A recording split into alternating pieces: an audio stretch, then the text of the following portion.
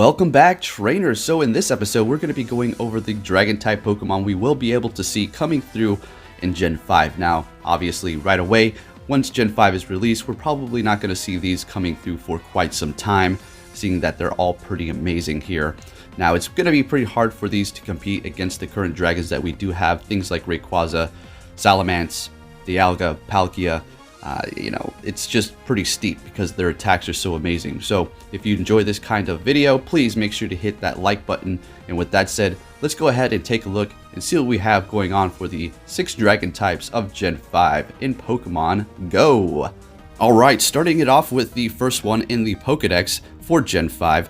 That is going to be Axew. It's going to be a pure dragon type. And as you can see, the stats here always start off as that kind of cute looking thing. It looks like it has a bone in its mouth or some sort of thing on either side of its cheeks. All right, and then it's going to be evolving into its first stage Fracture here, which is going to have a max CP of 2,234, attack 212, defense 123, and stamina 165. Potential in the Great League, possible, just maybe, but it really depends upon the moveset. But with that low defense, not so hot.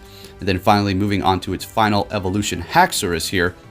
Pure dragon type compared to Rayquaza. Take a look at the attack. Both of them are equal.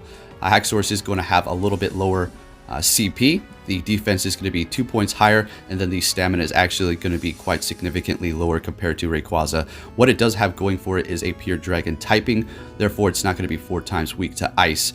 So it really depends upon the moveset, but honestly at the end of the day, Rayquaza seems like it is just going to be outperforming it, because you're not going to take your Rayquaza to a raid against something that does have ice moves, right? So let's go ahead and see what kind of moves it can learn. So right off the bat, we see Outrage is a possibility. Dual Chop has yet to be introduced into Pokemon Go, and we're going to be seeing a lot of new moves coming in with this generation as well. Now, can we find Dragon Tail? And there is Dragon Tail, alongside many other moves that it can potentially learn in Pokemon Go. And then we do see it can learn Counter. Quite, that'd be pretty interesting if it can do that. Dragon Pulse, sure. Not something too interesting there. And then moving it down here, we do see Dragon Pulse, Dual Chop, Meteor Mash, Outrage for the Dragon move. So Haxorus is looking pretty good as far as Pokemon Go. Alright, now up next by order of Pokedex is Druddigon. Now right off the bat, you can see here there is no competition compared to the other dragon type Pokemon. Unfortunately, max CP 2,732, attack 213, defense 170, and stamina 184. Unfortunately, the stats are just falling a little bit short to even be close to comparing it to the other dragon type Pokemon. But that's not to say it's going to be completely useless compared to other PvP dragon type Pokemon. So let's go ahead and see what kind of moves here. We see Dragon Claw, Dragon Tail, and Outrage.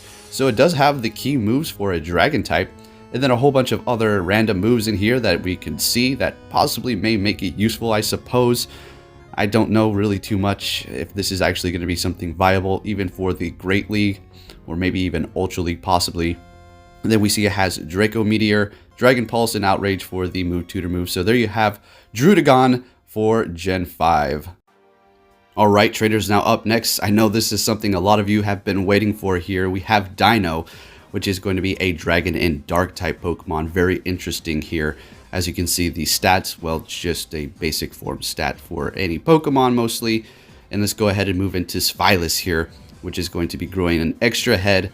And then inevitably, it's going to be getting 3 heads there. So it's going to be a Dragon and Dark type still.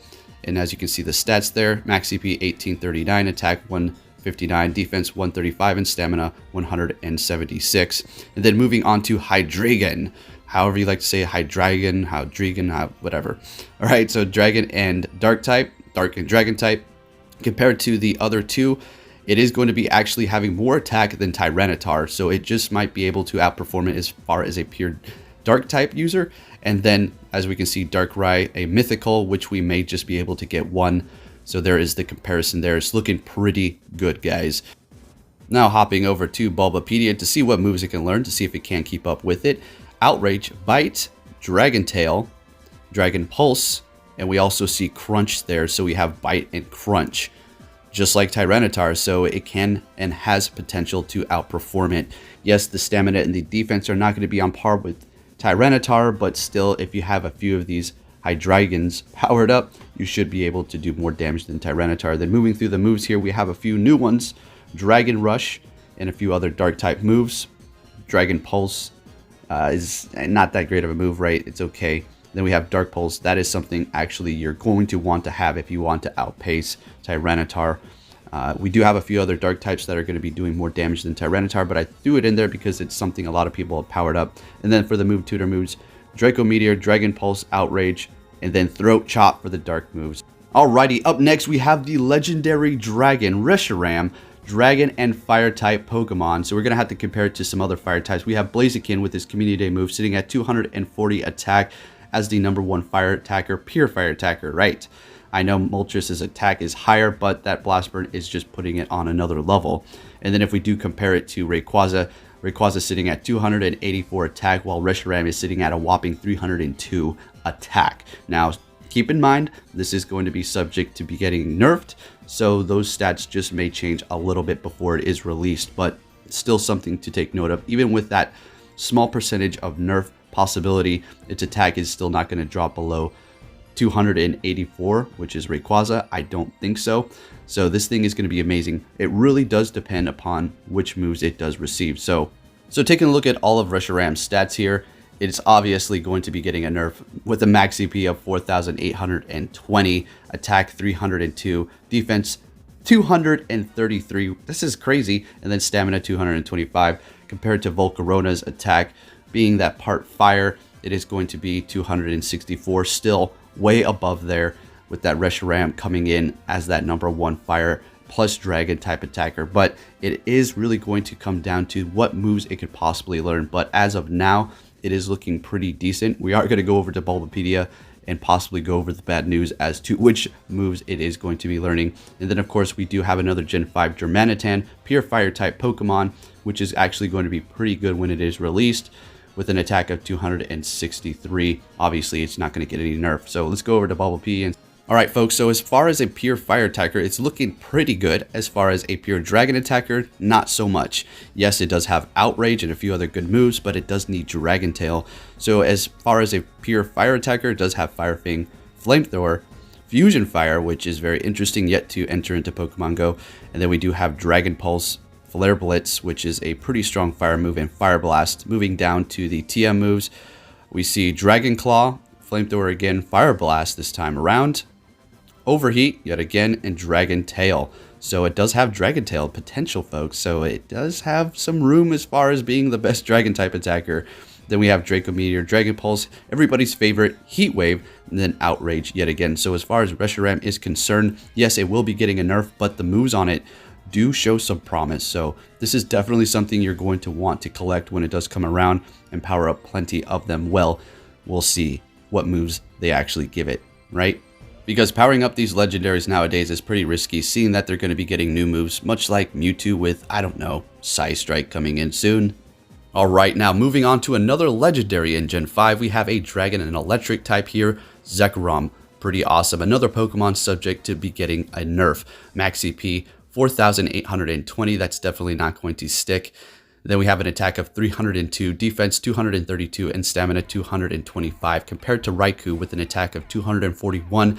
Even with a nerf on Zekrom's end, it's probably still going to be outperforming it quite significantly, depending upon which moveset it does receive. So Raikou's best moveset is going to be Thunder Shock and Wild Charge as far as a pure electric type attacker. So let's go ahead and head over to Bulbapedia, see what we have going on. For Zekrom's move, we have Thunder Fang, Thunderbolt, Dragon Pulse, Fusion Bolt, which I'm not too sure if that's going to be coming out right away. Then we have Dragon Claw, Thunder, Outrage, and then Bolt Strike. So it does have some pretty hard-hitting electric type moves here. Then we have Dragon Claw, very nice. Thunderbolt yet again, and then Thunder, Charge Beam. There we go for an electric quick move. It's not the best, but still with an attack like that, it's looking great. And then we have that Wild Charge there and Dragon Tail as well. So this one's looking pretty good as far as the moves are concerned. Draco Meteor, Dragon Pulse, Earth Power, Outrage, and then Shock Wave. So Zekrom is looking pretty good. Let's just hope it doesn't get nerfed too hard. Alright trainers, now for our third Dragon Legendary and our sixth Pokemon for the Dragon typing in Gen 5. We're finishing it off with Kyurem here, Dragon and Ice type Pokemon.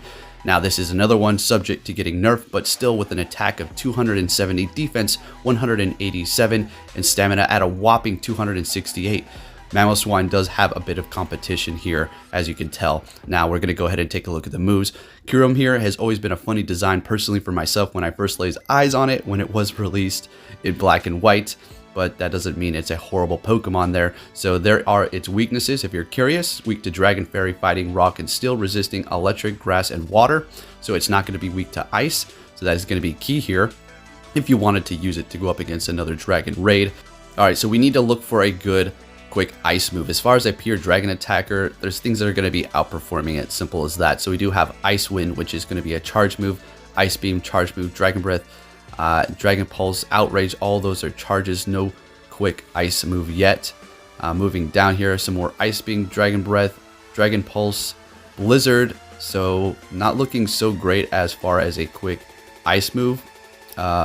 Freeze Shock is actually going to be a charge move, I do believe. That's just way too strong to be a quick move.